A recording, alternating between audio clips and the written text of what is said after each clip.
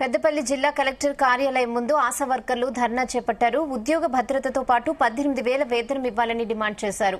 రాత్రి పగలు పనిచేసినా తమ సమస్యలను ప్రభుత్వం పట్టించుకోవడం లేదని మండిపడ్డారు. నిత్యం రోగుల చుట్టూ తిరుగుతూ ఆశా వర్కర్లు చనిపోతున్నా పట్టించుకునే నాథుడే లేరన్నారు. ఆశా వర్కర్లకు సిఐటియు నేతలు సంఘీభావం తెలిపారు.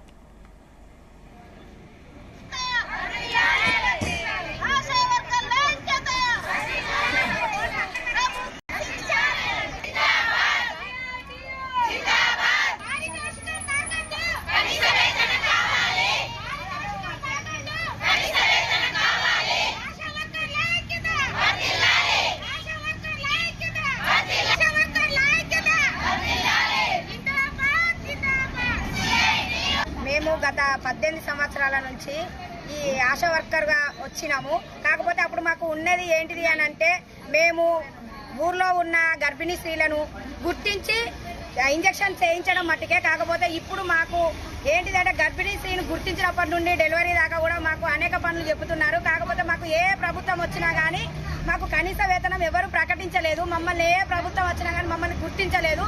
మేము ఏంటి అని అంటే, వెనుకబడిన తరగతుల లాగా మమ్మల్ని వెనకట బ్రిటిష్ పాలన ఎట్లున్నదో ఇప్పుడు మా ఆశా వర్కర్ల మీద కూడా మన ప్రభుత్వాలది ఆ రకంగా ఉన్నది. మేము గత 18 సంవత్సరాల నుంచి ఈ ఆశా వర్కర్గా వచ్చినాము. కాకపోతే అప్పుడు మాకు ఉన్నది ఏంటిది అని